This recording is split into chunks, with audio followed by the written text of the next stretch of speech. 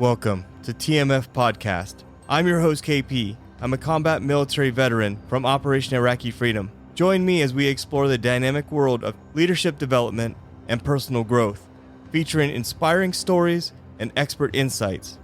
This podcast is for you. Let's forge ahead together, striving, thriving, and surviving to make every formation count. Warriors, fall in. This episode is powered by Act Now Education. Go to www.actnoweducation.com for free comprehensive educational resources and opportunities for active duty, veterans, military spouses, and children. Warriors, fall in. It's time for formation. So today, I'm going to be talking about VA loans and the importance behind VA loans. And I've got an expert with me today, Mr. Robert Tolan, who is an Afghanistan war veteran stationed down at Fort Hood as a Cav Scout and had deployed to Afghanistan, so is a combat war veteran. But today, he now focuses his entire energy on helping veterans utilize the VA home loan. So Robert, I really appreciate you joining me on the Morning Formation today. Well, thank you. No, I'm super happy to be here. Listen, man, it's the honors all on this end of the mic and camera. You know, I just want to start out by talking about your transition to the civilian life, which I think for some folks can be the most challenging part. But in your opinion and in your experiences, what was the most challenging part of transitioning out of the military to the civilian life, and how did you overcome that? Yeah, I think, my transition was probably a little bit different than most. And what I mean by that is it was probably a little bit easier because I started a nonprofit when I was 16, a veteran nonprofit. And so when I was transitioning out, I had the support of that nonprofit, but we still had the struggle, or I still had the struggles of going from that very, disciplined, waking up, doing PT in the morning and, people just following orders properly. And then, going into the civilian world and having a job where people, just don't really respect higher ups, like managers and stuff like that. So I feel like that was kind of like my transition. I also refused to think that anything was ever wrong with me. I was just like, I have plenty of support. I don't need help. I'm going to focus on helping others. And, that's a whole different story. But we had, when the whole Afghanistan withdrawal happened, I had a major episode take place and I finally had to seek help. But we're talking years and years later of finally going to do that. But I think one of my big issues with my transitioning out is everyone kind of saw me as the leader of a veteran nonprofit. And so everyone, when they had issues, was coming to me and asking for help. And I was sending them to get the help, but then I was refusing to go because I had that mindset that I'm not going to take someone else's spot. I want to get that filled with another veteran. And it took me until 2023. I got out of active duty in 2015. So it took till 2023 for me to finally go, you know what? I need to finally get to these programs, get to this retreat that was one of the best retreats I've ever been on, and actually focus on myself for a little bit. And so there was just like that long transition period where I thought everything was fine. And then boom, it just struck pretty hard. Yeah, man. I think we all go through that process, or at least most of us do. I know I did. When I got out, I took all my gear, anything that reminded me of the military, and I just shoved it in a tote and shoved it as far back in the attic as I could. As a matter of fact, when I went through a divorce, I took my Class A's and my deserts and everything and just literally threw them in the dumpster because I just wanted to move on, man. And, and I wanted not to be looked at differently than everybody else. But at the end of the day, here I am, back at the table again, looking to help others, and I think it helps me cope. Do you feel like that's kind of your case too? Like reaching back and helping veterans sort of gives you a little bit of soul fulfillment, a little bit of coping mechanism? Yes. I tell people that the reason I do so much, because I'm now running 4 nonprofits right now. And they're always asking me why do you do all this plus your day job?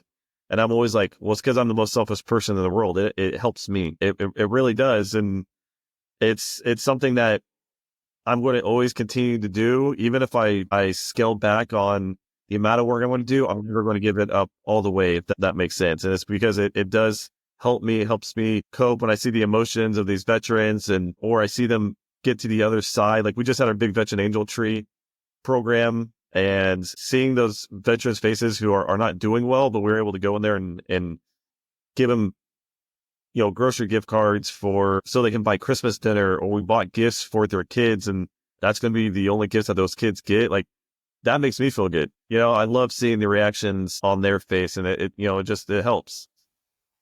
And with that being said, Robert, what overall would you say specifically inspired you to start focusing on helping veterans with specifically VA loans? Like, can you walk us through your journey into the space you're in now? Yeah, so when I got out of active duty, I actually was a winemaker. I made wine. I operated a vineyard for a local mom and pop shop. I loved it. It was a very hardworking, laborious job, but very rewarding, especially when it comes to on the money side as well. And of course, it's alcohol. So when the VA always asks, like, "Do you drink?" And I'm like, "Well, yeah, but Right. I get paid to do it. So is it really drinking?" Like, So what happened is I went to go purchase my first home, and I will name the company, but it's one of the largest VA companies out there that we all probably have heard of. They sponsor, a few stadiums on bases and stuff, but totally got screwed over. And I started to study the VA loan at that point. And so I studied because then people were coming to me asking questions because of the nonprofits, because my first nonprofit, it's called Welcome Home Military Heroes. So sometimes people think that we're doing stuff to get veterans to purchase homes, which we're not, but people were coming to ask me questions. So I studied it, was continuing to making wine. And then this company learned about me doing this. And so they actually started sending someone to really just trying to get me. And at first I was like, "No, you guys are just trying to profit off veterans. I can't stand that. Like, how dare you make money off vets? It's just a huge scam." Well, finally, I just started listening to him, realized that he was an Army combat vet, and he started showing up to all my nonprofit stuff. And so I finally was like, "You know what? I'll make the jump," because my mom's in title and escrow. So she's kind of in the real estate side of things. And I'm like, well, if I need help, my mom can be there to help guide me in a certain direction. And so I just jumped full force into it in April 2021. I am with a different company now, but I've realized that there's a major, major lack of education when it comes to, in my opinion, one of the best benefits that we get. Yes, the getting disability rating is great. Yes, going to healthcare is great, but none of those really set you up for great financial success in the future. Yeah, disability rating, especially if you get 100%, is going to help. But like we're talking like building equity over time and starting real estate investing, if that's the route you want to take, you can do all of that. And I wish I was taught that while I was in the military so I could take advantage of the VA loan while I was in. And so to me, it's about education. That's my number one focus. Yes, I can do the loan, but my main concern is that you're not getting screwed over by another lender, someone who's just trying to make money, or they tell you that you're denied when in reality you shouldn't be denied because there's extra rules on top of VA loans. So it's like, yeah, they added extra rules, but you actually still qualify. You just need to go ask a different company. You need to go to someone who actually specializes in VA, because we're going to tell you if you qualify, because of, or if you don't qualify because that's what the VA is telling you, or if that's what that individual company is telling you. So it's just education. And that's what it comes down to. Like I teach it once a month, and in person, and another one also over Zoom. And I just love it. I just love helping. And the other reason I got out of the wine side too is because I was like, I need to do more with veterans. There's not a lot of veterans in the wine community, like very, very little. There's a little bit more in the last 5 years, at least locally. To me, like EOD sellers, I'll say by the name of that, that's veteran. But other than that, there's really no one. And so I kind of didn't feel I need to move over to the veteran side is what I want to do. I just want to focus on vets.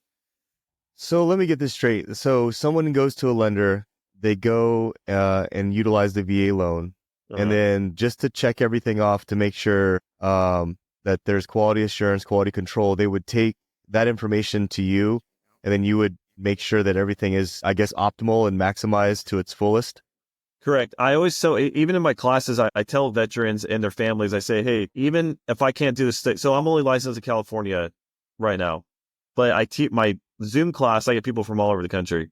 I tell them I can still be a third party. I'm not charging you a dime, nothing. I want to make sure that you're not getting screwed over. I'll look over your loan estimate. I'll make sure there's not junk fees in there. If there is, I want to let you know about it. If you think it's a junk fee, I could probably tell you, no, that's normal. That's going to be on every loan application. That's part of the buying process. I will still be there for you. I'm not going to charge you a dime. I don't charge a dime for the classes. If I do, the only time I ever make money is if the loan closes and the veterans don't pay me at all. I broker out loans, so the individual lending company that we end up sending that to will pay me. So the actual veterans don't pay me a dime. And like I said, I don't care if I get paid or not. I'm 100% VA disability, wife's working. All I care about is that you achieve the American dream of home ownership. And doesn't mean I need to get paid for it or not. As long as you get a home, I'm happy. That's huge, man. So over the years, would you say approximately how many folks have you helped out within the community? Oh, wow. Just estimate. Well, on my education side, I'm probably over 1,000 veterans that I've taught. That doesn't include their family members and stuff that I've done as well. My first company I worked for, it was a national organization, a newer, up and coming national organization. So I was able to do loans in all 50 states at the time. I am with a mom and pop shop now, and this company is only licensed in California. But actual loan wise, I think I've closed probably worth 40-ish or something like that, which most of that's come in the last year or two. It's really hard to get, but most of my business actually comes from real estate agents. And that's, any lender is going to tell you that it's the agents. And when I first started on the loan side, I only focused on TikTok. And so because I was like, oh, I'm 50 states, I want to do education on TikTok. I blew up. So most of my leads were coming through TikTok. But then when I switched companies, it was only available in California. Almost none of my leads came from here, and no real estate agents really knew me because I would sit literally like behind a camera like this and make videos. And so the last year, and really November of 2023 is when I really started hitting it hard locally. And I work with Vandenberg Space Force Base, with the commander and all that. And a lot of them are starting to send these, people PCSing to Vandenberg to me, which is really cool to build that relationship, Yeah. I'd say the best part of my job is that I get an opportunity to speak to folks like you, man, that are, you're an inspiration to me.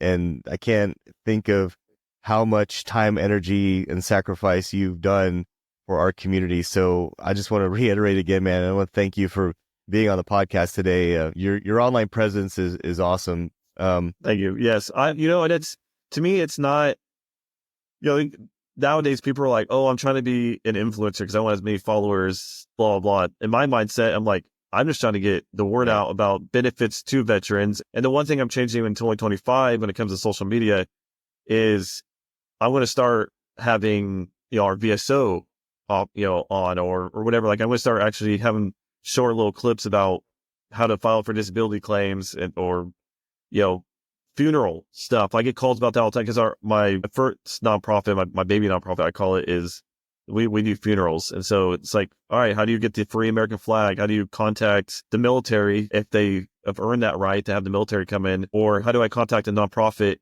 to come in and do the honors if the military doesn't come in? It's just like little stuff like that I want to make sure we're getting the word about. And not just California, but, it'll be mostly focused probably around the Central Coast because that's where I'm at. But a lot of this stuff is also the same across the country. So it's just educating veterans on stuff.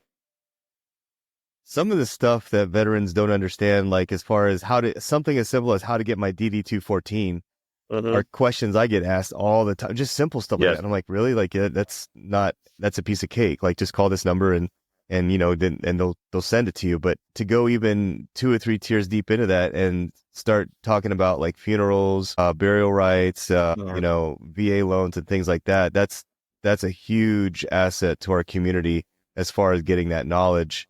And as far as the VA loan stuff, and what would you say over the years that you've encountered as common like misconceptions that veterans have about the VA loans that you could clear up for us?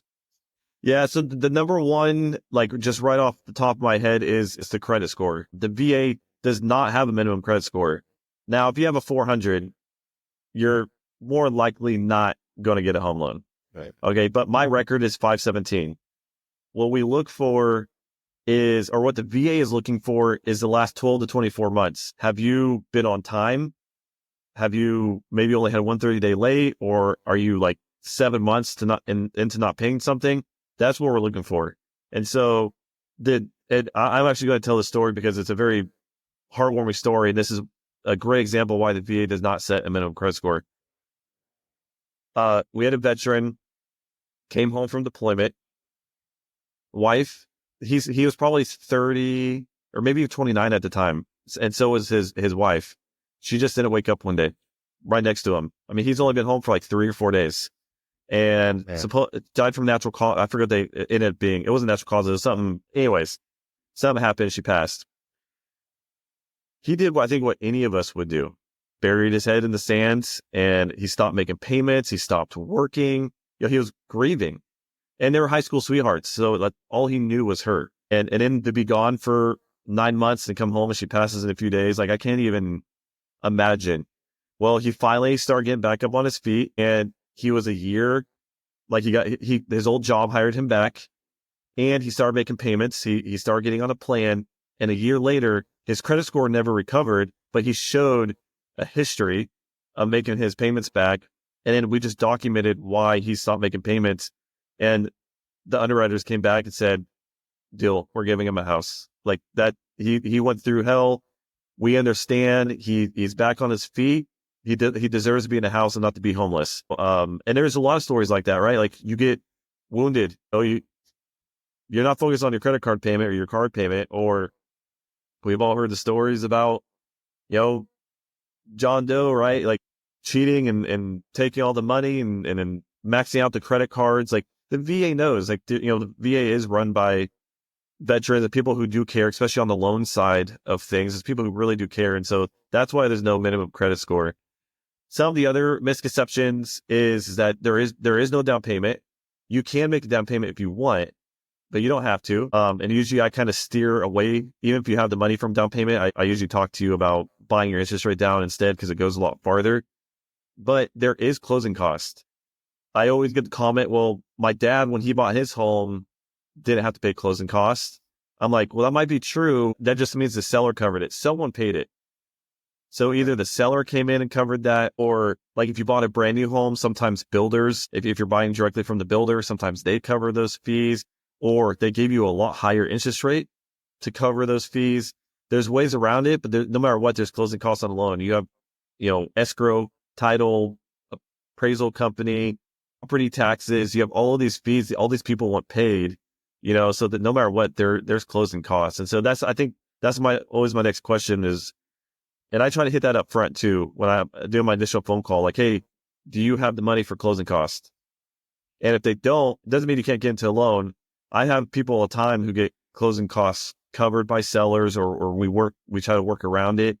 And so sometimes they're moving into a home without spending a single dime, which is amazing. Well, they might pay for what we call a home inspection, which is usually a few $100s. But other than that, there's sometimes veterans getting into a home without spending a dime. That's what I did. We got seller to cover closing costs and no down payment. We moved in. The only expenses I had was putting gas in my truck to move from. We were living in a trailer, so we had to move our stuff from that trailer into the home. So that's all I spent. That was in California?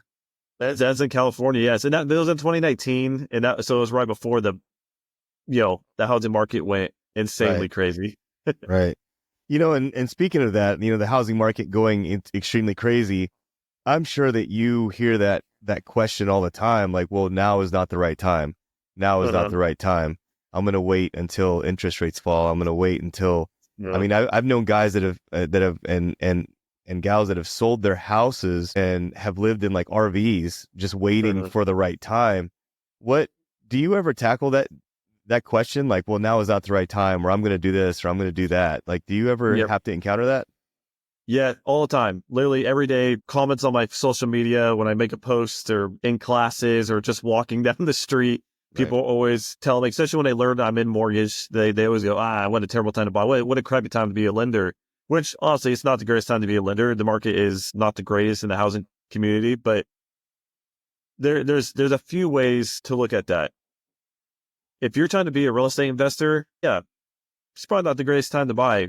Rates are high, all of that. But if you're trying to move into a home, this is going to be your home long term. Yes, it's expensive to get in, but look at a few years ago when rates are in the 2% range. People then were telling me, no, home prices are going up too high. I'm going to wait till home value come down. Well, guess what?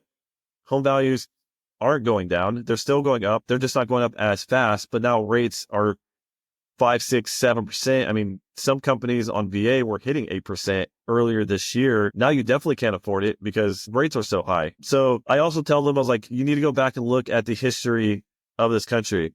Other than '08 and then one other occasion maybe in the 80s, home prices are going to continue to go up. There's really not a bad time to buy. We always have a saying in the mortgage industry, date the rate, marry the home. So get into the home because especially here in California, my house from 2019 to 2022 went up $150,000. And I bought that home at $395,000.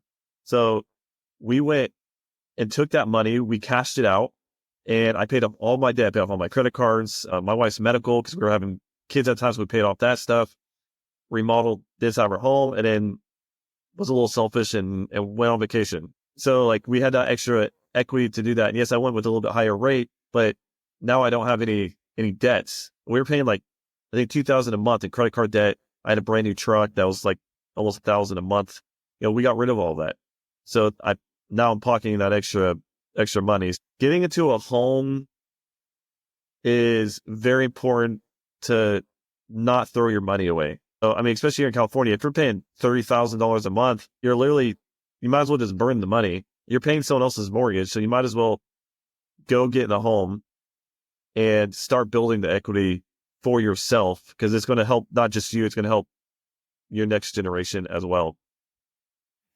Yeah, it can be kind of a cumbersome event to buy a home. Like everything you're talking about, like going through all the process and all the headaches and understanding the ins and outs and everything. But the long term, I mean, even where I live at here in Los Angeles, there are people in my neighborhood whose parents bought their houses for, around $50,000 back in like 1960, 1970. And those houses today are well over $1 million homes, and they're passing it on to their kids. And in a sense, when folks talk about life insurance, like that is your life insurance. Like that's your whole term life insurance that you hand off to your next generation, to your kids. And, and not only that, but you live in it your whole life, like the memories and everything. And so it's, raised your kids in it. Yeah. My grandfather lives, we're not too far from Santa Barbara, and that's where he's living at. And he bought his home after he got out of the Air Force for $16,000. And I bet you if it got appraised, he's probably sitting at, if he's not at $2 million, he's pretty dang close at $2 million, which is insane. I mean, it's Santa Barbara, it is. I mean, it's just like a lot of places down in LA area or even, Orange County. Home prices are through the roof, and it is a scary process. It doesn't matter where you live. More likely, it's going to be the most expensive purchase you ever do. And you're talking about a 30-year mortgage. I mean, yeah, there's other mortgages, but most people are going with 30-year, especially on the VA side. It's nerve-wracking because you got the set payment. You think you're stuck. You have the mindset that, well, if the market just tanks. And I always have to tell them, like, well, if the market tanks, it doesn't matter. I mean, unless you plan on selling right then and there, you're going to be on a fixed rate anyways, because I don't recommend, an adjustable rate. So I'm like, you're on a fixed rate, your mortgage payment's not staying. So as long as you don't sell, if the market does go into the trash in the housing market, but it's scary. And that's what I'm here for. I'm helping to guide you all the way through, even if I'm not your personal lender, even if you're going through a big bank or, another big company. Instead, I want to make sure I help you, guide you. I'm going to tell you the process. And that's what I teach in my class. I teach you the process, what's going on. If you're having issues with your real estate agent, give me a call. I can help with that. So, and then just even putting out offers out there is scary as well. So I understand because I did it before I got in this industry, but I always like to tell people, Yes, because like your question about, how do you talk to people I already know will come back and say, well, he's a salesman. Of course, he's going to say, buy a home now. No, I'm not a salesman. I hate salesmen. I think most of us vets hate salesmen as well. Like that's all we're always just getting sold stuff or the spam, crap that we're always getting. I can't stand it. If you tell me you want to wait, I'm going to honor that. And I always tell you, this is the fact. These are the options. You as a family need to make the decision. I'm not going to sit here and try to convince you one way or the other. You need to take these facts and make a decision on your own. Yeah, definitely. And for the folks out there, for your average veteran out there that hasn't utilized their VA loan yet or is too afraid to because of the process, what advice would you give them to get the best possible deal? Aside from linking up with you, how do they Yeah. get started in that process? Well, the first thing is, so before I got to this company, I would tell you to shop around to different lending companies. First off, I would go local. I wouldn't go national. I love USAA. I have a credit card through them. I have a bank through them. My auto loan is through them. My homeowner's insurance is through them. I love them. Loan side, not so much. And that goes with all the other big banks. And by the way, when I was talking crap about big banks earlier, I'm not talking about USA, but they're just not the greatest. And I understand the love connection for them. I would Hmm. go local. The reason I would go local is because you get to look that lender directly in the face and you get to wheel and deal with them if you can, because you are seeing them. It's someone that you're going to see in the community. They're going to recommend the best real estate agents to work with or the best homeowners insurance to go with, all that type of stuff. So I would go local. I would also try to go to someone that can broker, because if they're going to broker, like an insurance broker, right? Like you contact them, they're going to shop for the best rate fees for your current situation. It's the same thing in the mortgage side.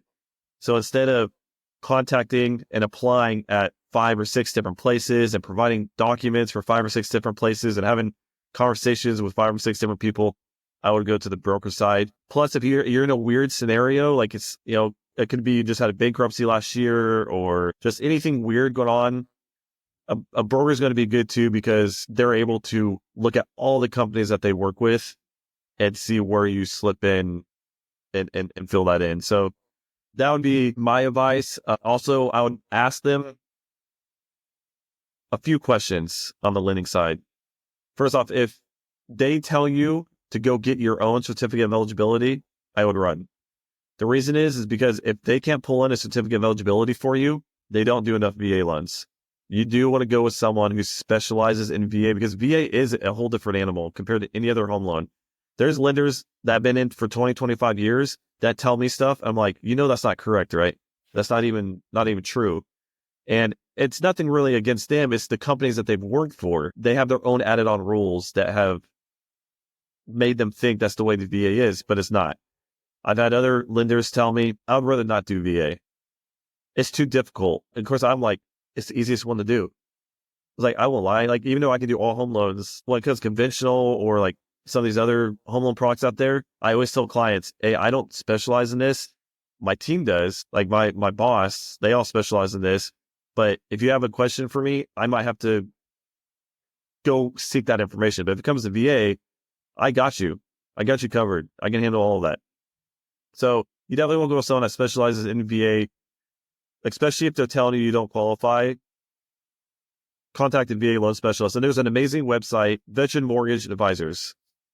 Look them up, because they have listed on there these are lenders that have gone through a several hour, it's way more than several hours, but it's a course that teaches them everything they need to know about VA. They teach, or they have a weekly class together where all the lenders come together and we learn more, and we learn about weird scenarios that another lender and how they reacted to it, stuff like that. And if there's any changes to the VA, because VA is changing, it's government, right? They're changing every day, coming out with new regulations. So you definitely want to go with the VA specialist. It's like if you're doing if you're trying to reverse mortgage or get a HELOC, you probably want to go to someone who specializes in that to make sure you're getting the best deal.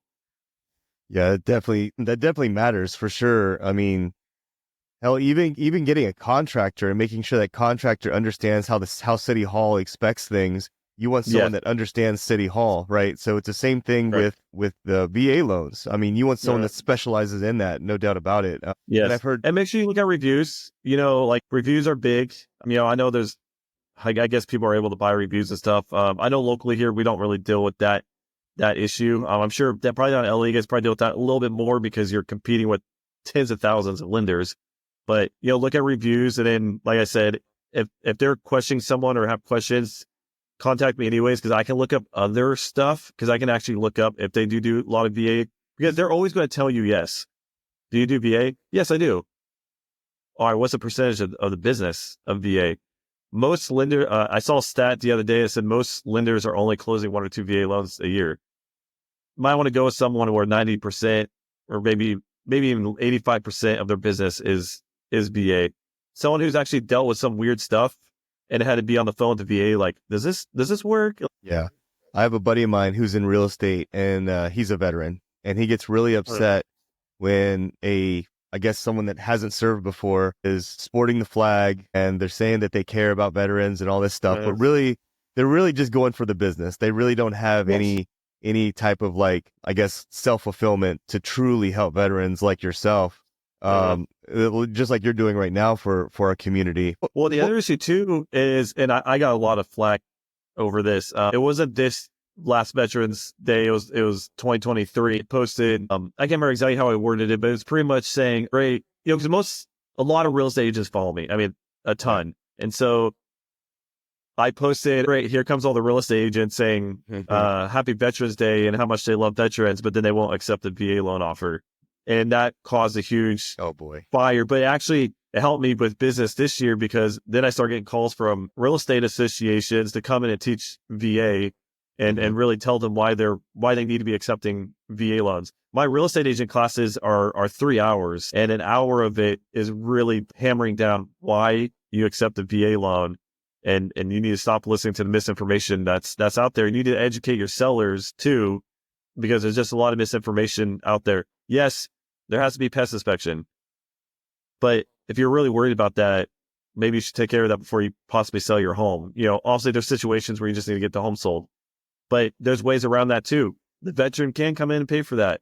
If you really don't want to pay for it, they can pay for it. Or you just have the termite company charge escrow. Like, you're like, oh, I don't have the 10 grand to tint the house and fix the wood rot. That's fine. Charge escrow. They'll just take it out of your check, your seller's check. So there's just like little things like that real estate agents go, appraisals always come in low. Actually, no, on VA, appraisals come in higher than conventional. And the VA is also the only home loan product that allows you to fight the appraisal. So if the appraisal comes in low, you can first go back to the appraiser and say, nope, these are our comps. This is why we think it should be at that price. And even if that appraiser still says, nope, I don't see it, we're $20,000 lower, you can go back to the VA and say, hey, we don't agree with this. Can you override the appraiser? And 79% of the time, the VA raises that price. So, it's just like stuff like that. And it's just about getting out there and educating. I'm only one person. That's why I always tell veterans, hey, I need you to also go out and teach, especially if they're on active duty. I need your help now. Please go out and tell everyone that you serve with that this is the way the VA loan actually is. You know what, man? Knowledge is power. That's for sure. And for folks out there, here's a hot take. I mean, there are a lot of flag wavers out there. There are a lot of folks out there that will say we are veteran friendly. We welcome veterans. We're hiring veterans.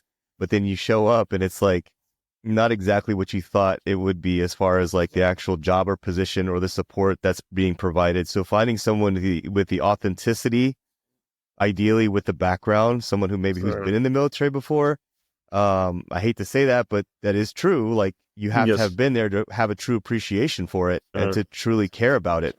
But overall, what would you say to folks who think that they live in like a high property value area? Not think, but they know they do, like LA, Southern California, who think that they're priced out, that they think that, hey, there's no way I could get a VA loan because the property values in my area are way too high. I mean, is there a ceiling on that? No. So on VA, one of the other misconceptions is that there's a county loan limit and you can't go over that county loan limit. There's several misinformations within that, or what people believe within that statement. Some, because on your certificate of eligibility, it says 136,000, and that's what's the original. Okay, back when it came out in 1944, that was the original loan amount, and instead of the VA changing it on the certificate of eligibility, it's become a formula now, which I don't teach that formula because we'll let lenders stick to that. You can still go over county loan limits, and county loan limit only comes into play if you're going to use your VA loan again and you're keeping your previous VA loan. So let's say you bought a home in LA and you want to keep that home and rent it out, and you still have the VA loan on it, and you want to go buy a home in Santa Barbara. That's when county loan limits come into play. But even then, you can still go over the county loan limit. You just have to come up with a 25% guarantee of the overage. Okay, so the VA guarantees 25% to every lender. So if you foreclose on a home, that lending company gets 25% of that original loan amount. So even if you lived in it for 20 years and you don't owe much on it, the lending company still gets 25%, plus they get to sell the home with today's value. And that's why rates are lower on VA, because it's not as big of a risk for lending companies. That's why VA does that, is because they want to make sure lenders aren't doing VA loans. But anyways, to answer the question about like high property values in certain areas and really being scared about it, majority of the time when people tell me that, I'm priced out, I can't afford it, a lot of them actually can. They just don't think that they can. And I'm like, well, how much are you paying a month? And this is a conversation I just had this week. I'm like, how much are you paying in rent right now? He's like, $5,500. I was like, $5,500? I was like, man, my mortgage payment's not even $5,500. And he was in Bakersfield, so home prices are way cheaper in Bakersfield. I was like, man, you can get a pretty decent sized house for that amount. But even if people don't qualify, or they're not up to the loan amount that they want, so let's say they only get approved for $500,000, but they want to be in the $800,000 range. Most lending companies, well, the bigger the lending company, the more likely they're just going to say, hey, you don't qualify. They're going to kind of kick you to the curb because, they got way too much stuff going on. We're going to sit there. We're going to go through your credit. We're going to go through your income, and we're going to get you on a game plan to get to the level that you want. Or, man, you didn't make a payment for the last 3 months. That's okay. We're going to get you, next year. Let's work on your credit for the next year. Get it up. No late payments. We're going to get you on a game plan. And most people, I would say on average, are only 6 months out. Well, if it's an income issue, perfect. Okay, I only make $20 an hour. Guess what? Let's get you to a different job that's making you pay more if you're wanting to. Also, if you love where you're at, that's one thing. But if you're willing to make a move, man, go on to U.S.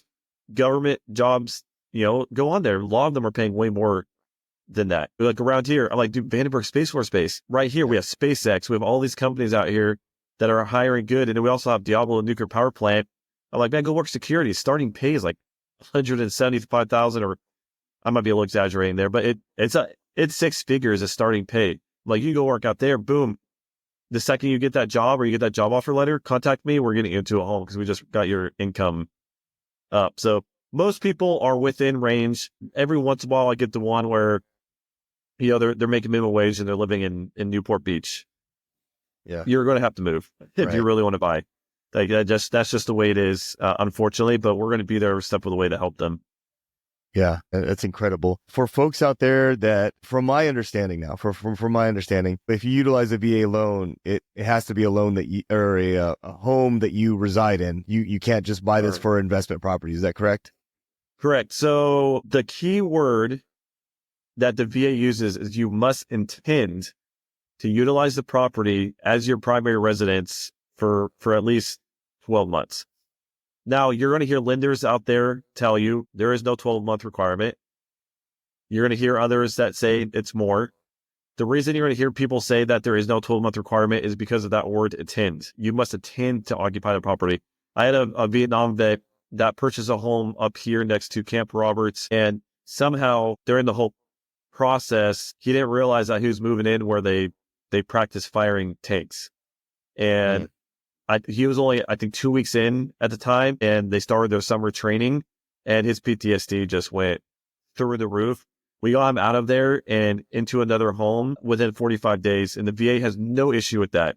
Now, if they see you keep doing that, it's mortgage fraud. They're going to know, like, oh, you're clearly doing this for investment opportunities.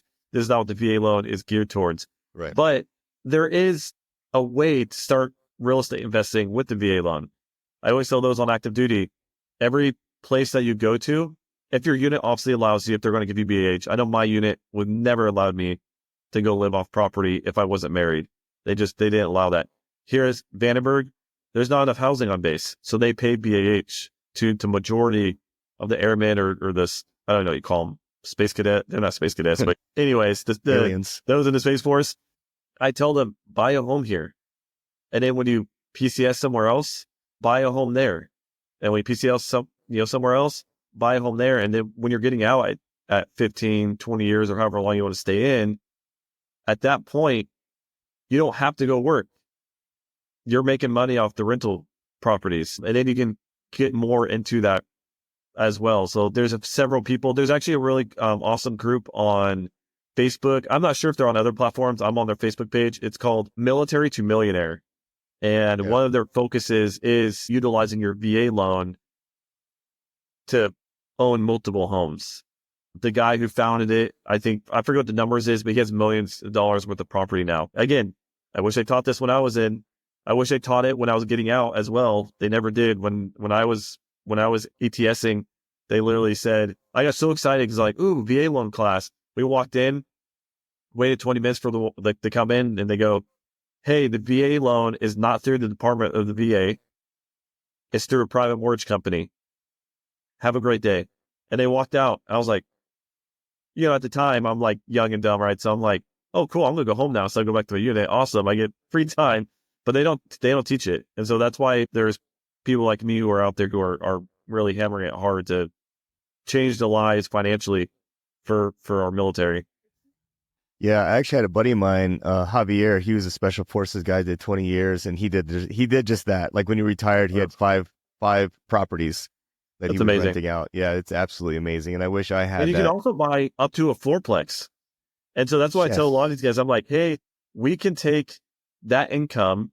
So you have to live in one of the units. So we're going to take those 3 other units and help qualify you because you're like, oh man, I can't afford a fourplex. I'm like, well, we're going to send an appraiser out there. He's going to appraise what you think you can get, rent from. And then if you never rented before, it's only 70%. So if it's $1,000, we only can use $700. But that $700 is going to your pre-qualification now. And so, yeah, you could potentially afford that fourplex or triplex, or duplex, whatever. And that's a great way to get into it. I have one, I won't really call him buddy. I know him through the industry. He's a veteran real estate agent as well. And that's what he did. He goes out and buys fourplexes, and he retired, I think in July, and he went and bought a 50 apartment building or room, whatever. That has 50 apartments in it. I mean, also you can't use a VA loan with it, but he built up such a big portfolio at that point. He was able to go buy 50 apartments. Amazing. Absolutely amazing. And it's not the greatest part of the country. Actually, I think it was up in Flint, Michigan, I think is where he bought it, but he's got income coming in from 50 people all of a sudden. Wow. And it's amazing. And he did all that utilizing his VA. Again, he didn't use VA to purchase that property, but because he utilizes VA loans with all the other properties, it got him to that point to purchase that property, which is really cool.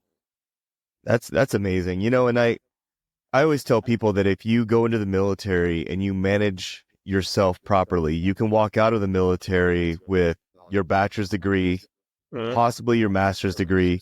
You can walk away not even having touched your BA education stuff.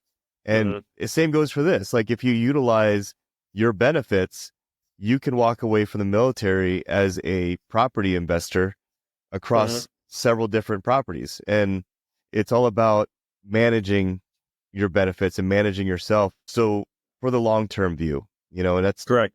And your TSP account. Right. The one thing that got me into financing right away is I grew up because my mom was in the real estate side of things. I grew up in '08. I watched our family suffer and be extremely poor during those times because we had no income coming in. And so I started, we went through Dave Ramsey's class. So I started teaching Dave Ramsey. I don't agree 100% with everything with Dave Ramsey, but when it comes to debt payoff, Right. that's an amazing platform. But then I started teaching the TSP. Like, how do you utilize your TSP while in the military? But majority, I can never get people really into these classes I was teaching on Fort Hood because everyone would be, I'm not going to live to 40. Why do I even care? I'm like, no, man, I'm serious. I ended up getting about 50,000 in there before I got out, and I don't have it anymore because it ended up saving my butt. I don't recommend doing this, but 2023 was really when on the lending side, it got insanely bad, and we just had a baby and wife wasn't working. Anyway, I mean, it's a whole long story. So I had to cash it out to get through, but it saved us, if that makes sense. Mm-hmm. And I'm very grateful I did it during that time period to save us in the future. But if I kept that, I mean, that money by 6 years old is millions of dollars. And so it's like, put money in your TSP, get your education. I mean, and the education doesn't have to be, college. You Right. can go to a trade school. Mm-hmm. If you want to be a plumber, electrician, or welding, they also offer that. At least I don't know if they still do, but I know when I was getting out, they were offering auto mechanic training, welding, and IT, if I remember correctly. And welding, I got denied. My unit, brand new commander came in. He actually canceled my orders to go to that welding class. But I had someone who went through it, and now he works out here at SpaceX, making $350,000 a year. And he's only been out there for a year and a half. Man. And no prior education to that. Only served one contract in the military. And sorry, I say I like this bad thing. That's what I did. Like, there's nothing wrong with that. But what my point was is that he did that, took that training there at the end of his contract, and now look at him. He's making a ton of money being a welder on the launch pad. It's really cool. It's all about proper management. I'm glad you underlined the trade school thing, because that's huge, man. Like, I have 2 master's degrees, and because I come from a time where it was all about college. I got out in 2007, and I wasn't even thinking about that. But if I could go back, I would love to get like HVAC, electrical, certification to just kind of make myself a little more laterally mobile, like professionally. And I guess I could now, but I utilize all my GI Bill for that stuff. There's a guy that I served with in the reserves over here in Bakersfield, and he was working for a why am I trying to blank? AC and heating. HVAC. HVAC. Thank you. HVAC. He was working for that company, and we brought in a small business loan guy who specializes in the veteran loan, not home loans, but he specializes in small business loans for veterans. Came to a class, and that was probably 2 years ago, and he owns his own company now, and I think he has about 25 or 30 employees and a building, and just killing it. Especially on the AC side, because he lives in Bakersfield. So. Yeah, anywhere here in Southern California or mid California, you need that. So yeah, it's all about spreading awareness, man. That's why I'm glad I got you on the show today, Robert. And just to make things clear, if somebody is interested in taking advantage of the VA loan, they could come see you directly. You can do the lending. You can do everything.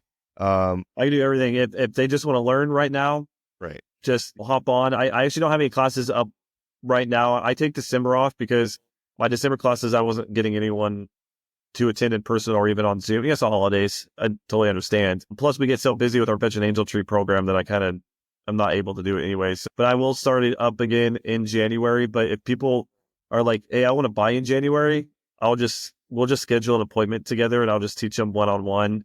It's faster that way too, because when I have a bunch of people on, I go through the whole class. When you come on one-on-one, I ask you questions like, hey, were you in the reserves or the guard? Oh, you weren't? Okay, I'm going to skip that portion.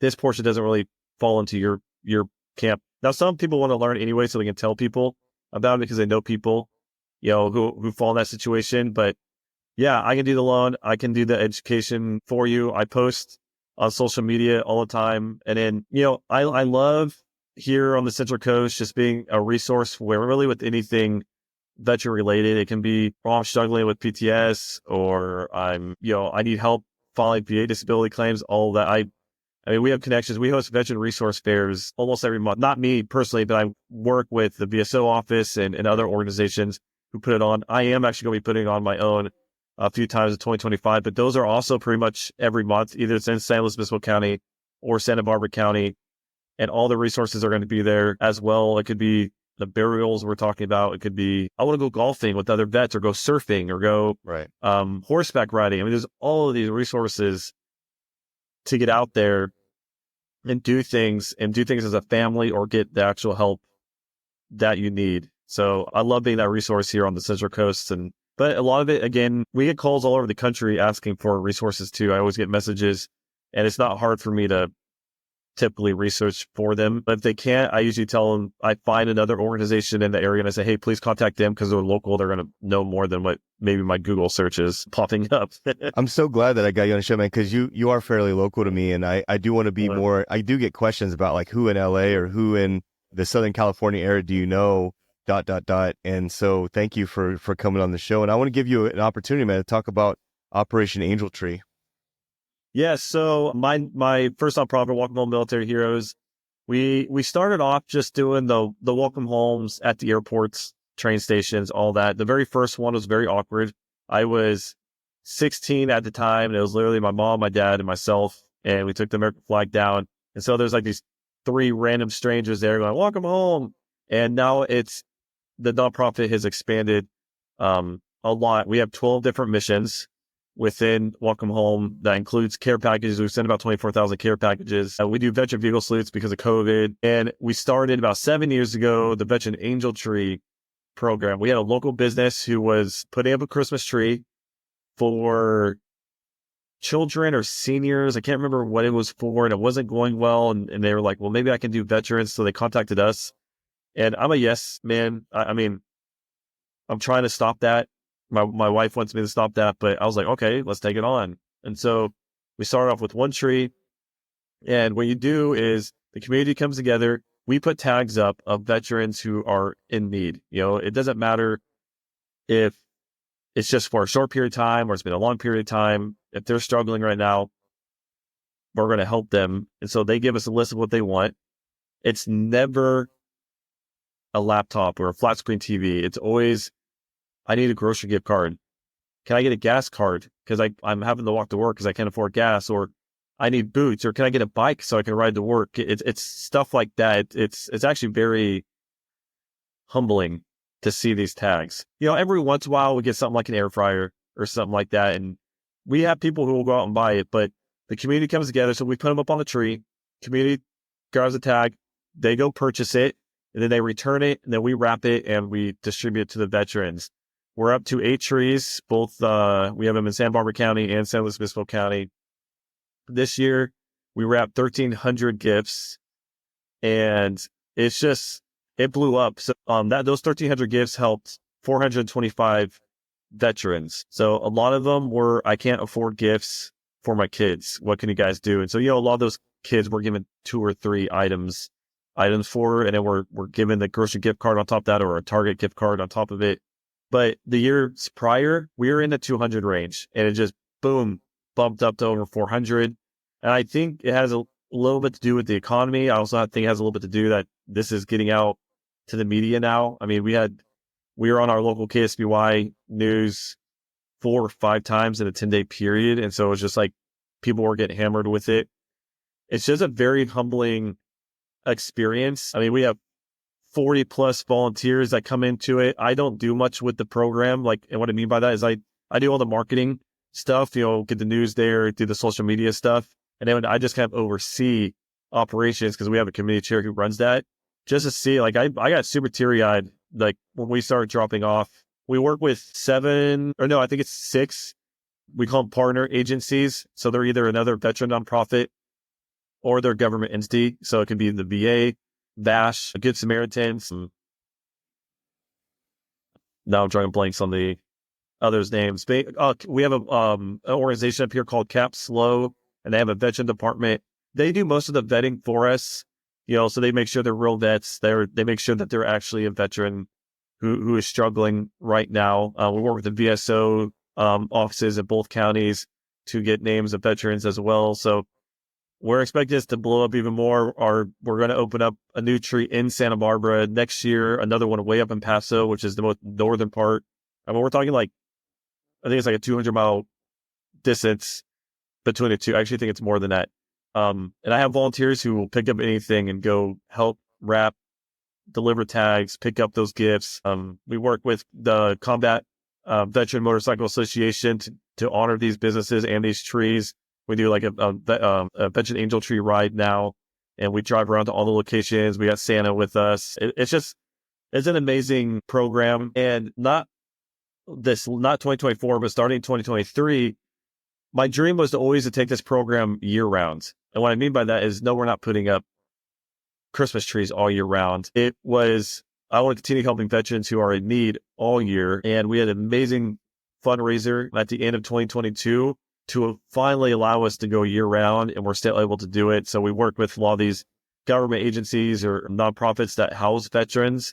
So when they house them, they need a couch, they need a microwave or a bed to sleep on, and we get the community to come in to either purchase it, donate it, and if they don't, then we go out and we'll purchase those items. So that's actually called Veteran in Need, or Operation Veteran in Need, and then Operation Veteran Angel Tree falls right underneath that program as well.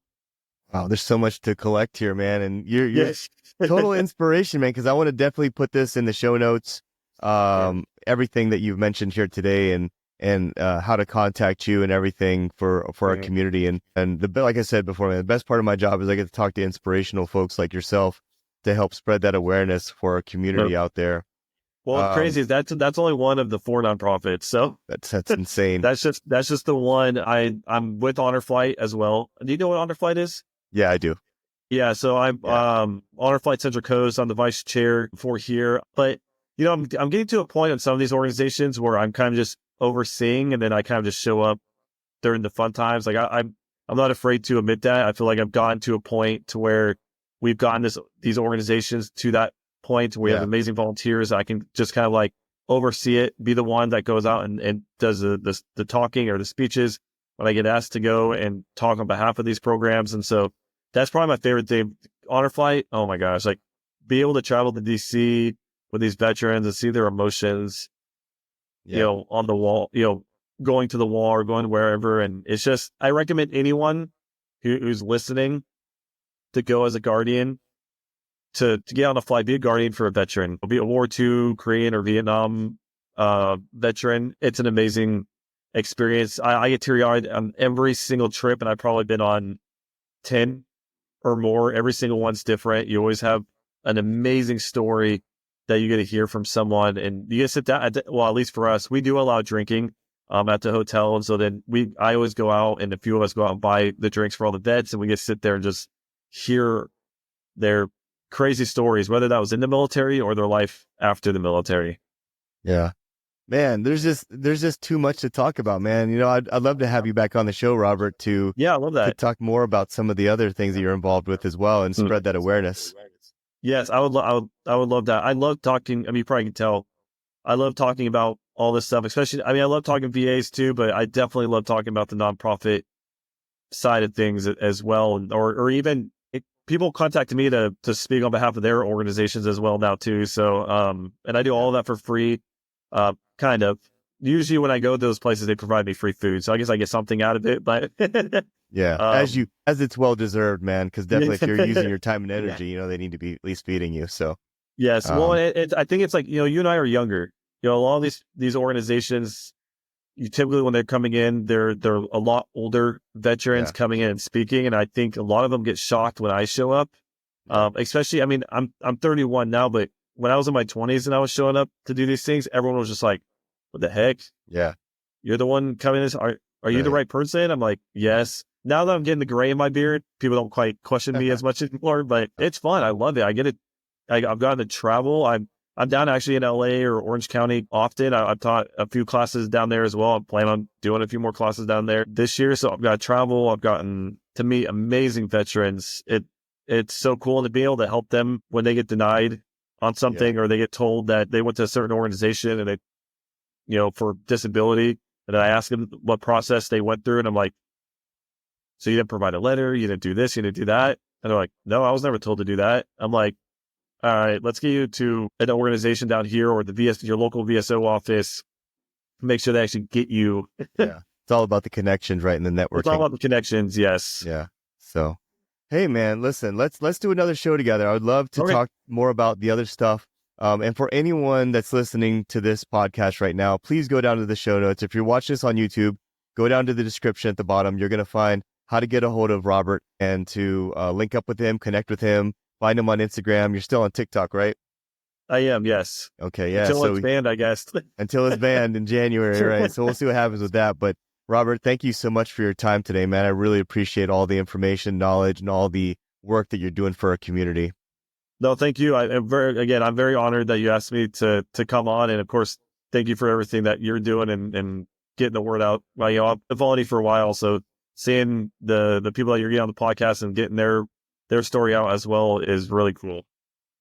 Yeah, man, no doubt. I love doing what I do. But for everyone else out there, make sure you follow Robert, find him on social media, connect with him. He's definitely a huge asset to our community. And as always, I want you to stay tuned, stay focused, and stay motivated. Warriors, fall out. Thank you for joining us on TMF Podcast. We hope you found today's episode insightful and inspiring. Our mission is to help you strive, thrive, and survive in all aspects of life. If you enjoyed the show, please subscribe. Please leave us a review and share it with your network. Stay connected with us on social media as well, and visit our website for more resources.